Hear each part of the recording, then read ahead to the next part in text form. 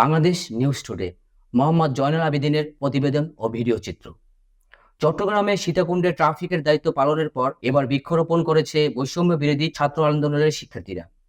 এ সময় সীতাকুণ্ডের বিভিন্ন স্থানে শিক্ষার্থীরা বৃক্ষরোপণ করেন। 16ই আগস্ট শনিবার সকাল 10টা থেকে ঢাকা চট্টগ্রাম মহাসড়কের বিভাজক ও উপজেলা পরিষদের শিক্ষার্থীরা বৃষ্টিতে ভিজে বৃক্ষরোপণ কর্মসূচি করেন।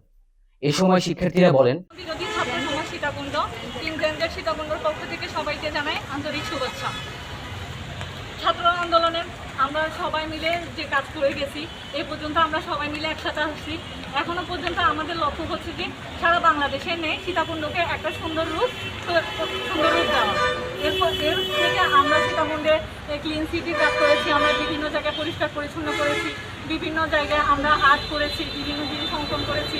এরপর আজকে আমাদের কর্মসূচি হচ্ছে বৃক্ষরোপণ। বৈষম্য বিরোধী ছাত্র আন্দোলনের পক্ষ থেকে আমাদের টিম জেনজেড সীতাকুণ্ড আমরা বিভিন্ন কার্যক্রম চালিয়ে যাচ্ছি এবং আমাদের আজকেও কিছু কার্যক্রম ছিল বৃক্ষরোপণ নিয়ে, তারপর ক্লিন সিটি নিয়ে এবং বাজার মনিটরিং ইত্যাদি আরও কিছু কার্যক্রম ছিল।